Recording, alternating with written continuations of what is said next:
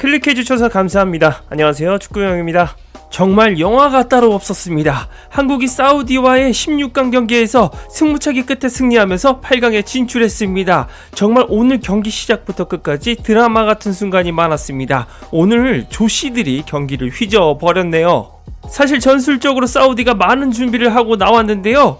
특히 조별 예선 3차전까지 손흥민, 김민재, 이강인 등 주전 선수들이 휴식을 취하지 못했지만 막판까지 투지력 있게 경기를 끌고 간 점이 대단했습니다. 왜냐하면 사우디는 이미 태국과의 경기에서 주전들에게 휴식을 부여하면서 한국전을 대비해 역습 축구를 시험해보기도 했기 때문이죠.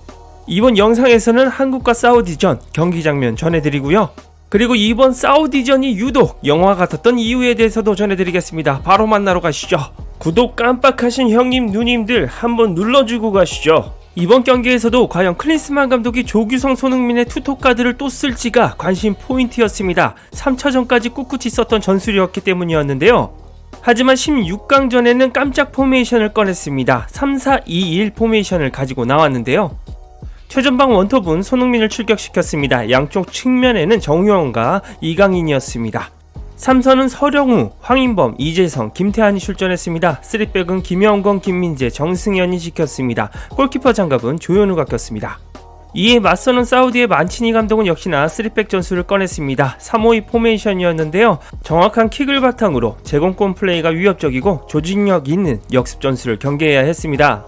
경기 초반 사우디의 만치니와 야야투레가 카메라에 잡히는 장면이 있었습니다. 이 한 장면으로 사우디가 얼마나 축구에 진심이고 열심히 투자하고 있는지 알 수 있었습니다. 오늘 경기는 초반부터 우리 캡틴 손흥민의 공격력이 날카로웠습니다. 전반 19분 손흥민에게 날카로운 침투 패스 한 번이 있었습니다. 손흥민이 좌측면에서 패스를 연결하지 못했지만 사우디의 뒷공간을 완벽하게 뚫어낸 모습은 긍정적이었습니다. 전반 25분에는 김태환의 긴 패스를 받아서 날카롭게 박스 안으로 침투했는데요. 손흥민이 절묘한 트래핑과 특유의 페인팅 동작으로 슈팅까지 이끌었지만 아쉽게도 골키퍼 정면으로 갔습니다. 손흥민의 표정에서도 아쉬움을 감출 수가 없었죠. 그 후에 클린스만이 일어서서 전술을 지시하는 의외의 장면도 있었습니다. 사우디가 28분에는 중원에서 한국의 볼을 탈취하면서 한국이 슈팅까지 내주는 역습을 허용했습니다. 선제골 넣기 전까지 이런 실수는 다시는 하면 안 되죠. 그리고 전반 40분에는 한국이 실점을 당할 수 있는 사우디의 골대 3연타 장면이 있었습니다. 코너킥에서 날아온 볼을 사우디 선수가 헤더슛을 날렸으나 골대에 맞고 나왔습니다. 그 볼을 또 사우디 선수가 헤더슛을 했지만 골대에 또 맞았죠. 막판에 더 가까운 곳에서 사우디 선수가 헤딩했지만 골대에 맞고 나가버렸습니다. 사실상 이건 하늘에 계신 세종대왕님이 구해주신 장면이었습니다. 전반전 0-0으로 끝났으나 통계는 놀라웠습니다. 사우디가 51%, 한국이 49%의 점유율로 사실상 막상막하였습니다. 슈팅은 사우디가 5개, 유효슈팅 1개, 그리고 한국은 4개의 유효슈팅 2개였습니다. 반면에 코너킥 부문에서 사우디가 3개였지만 한국은 0개였다는 점이 아쉬웠습니다. 후반이 시작하자마자 만치니 감독은 11번 알셰으리를 빼고 20번 라디프를 투입했습니다. 그리고 라디프는 들어오자마자 한국의 골문을 타격해버렸는데요. 김민재를 앞에 두고 원터치 패스 한 방으로 라디프가 조현우 골키퍼와 1대1 찬스를 맞이했습니다. 그리고 라디프는 완벽하게 마무리했죠. 사실 원터치 패스가 아니라 실수로 흘린 볼이라고 생각이 되었는데 김민재 선수도 미처 예상하지 못한 코스였던 것 같습니다. 사우디 선수들과 관중들은 광분하듯이 좋아했습니다. 클린스만 감독의 표정은 어두웠죠. 54분 클린스만은 정우영을 빼고 황희찬을 투입하는 용병수를 썼습니다. 사실상 전반전부터 황희찬을 기용했다면 더 임팩트가 있지 않았을까 싶었는데 선발 결정이 좀 아쉬웠습니다. 하지만 황희찬이 들어와도 선제골을 먹히고 끌려가는 분위기를 막을 수는 없었습니다. 클린스만 감독도 자리에 앉질 못하고 불안해하는 모습을 계속 보여줬는데요. 방법을 가리지 않고 일단은 동점골을 빠른 시간 안에 한국이 뽑아내는 것이 가장 중요했습니다. 허나 사우디의 수비들은 선제골을 지키기 위해 밀집 수비를 이루었고 사실상 공간을 활용하기가 너무 답답한 상황이었습니다. 63분 클린스만은 교체 용병수를 또 사용했습니다. 조규성과 박용우를 투입하고 이재성, 정승현을 뺐습니다. 다시 포백과 투톱으로 전환시키며 조별 예선 전술로 되돌렸습니다. 확실히 시간이 많지 않은 상황에서 조규성의 머리를 이용하겠다는 판단은 좋았습니다. 그러나 85분에야 한국이 불이 붙었습니다. 결정적인 컷백으로 황인범이 득점을 노렸지만 선방에 막히는 안타까운 장면이 나왔죠. 이후부터 손흥민의 슈팅, 서령우의 헤더 등 한국이 늦게서야 몰아붙였습니다. 그러나 사우디의 수비가 도대체 몇 명인지 가늠이 안 될 정도였습니다. 92분에는 카타르 월드컵 이강인 조규성 조합이 또 나올 뻔했습니다. 이강인의 날카로운 크로스가 조규성의 머리에 맞았지만 골대 상단을 강타했습니다. 94분에도 황희찬의 결정적인 왼발 슈팅이 있었으나 아쉽게 골문을 벗어났는데요. 왜 후반 막판에야 이렇게 불이 붙는 건지 속을 태우는 경기였습니다.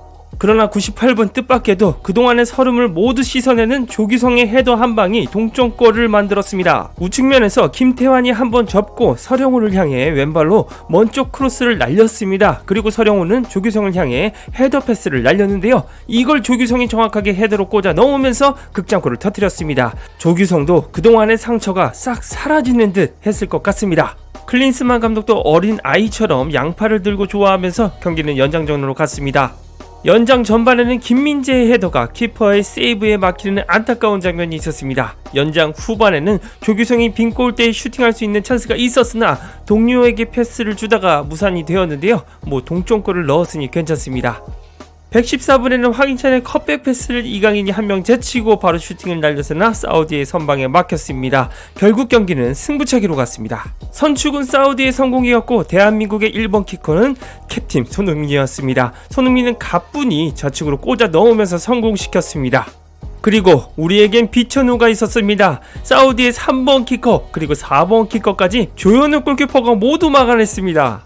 이 장면이 대단했던 건 사우디의 만치니 감독까지 조기 퇴장을 시키는 엄청난 퍼포먼스였기 때문입니다. 그리고 마지막에 한국의 키커 황희찬이 우측 상단으로 레이저 슈팅을 꽂아 넣으면서 한국이 8강으로 갔습니다. 오늘 경기는 정말 영화 같았습니다. 사우디에게 후반 초반 실점했을 때는 우리 모두 절망했는데요. 64년 무관의 아시안컵 역사를 대한민국의 황금 세대가 깨지를 못하는 건가 싶었습니다.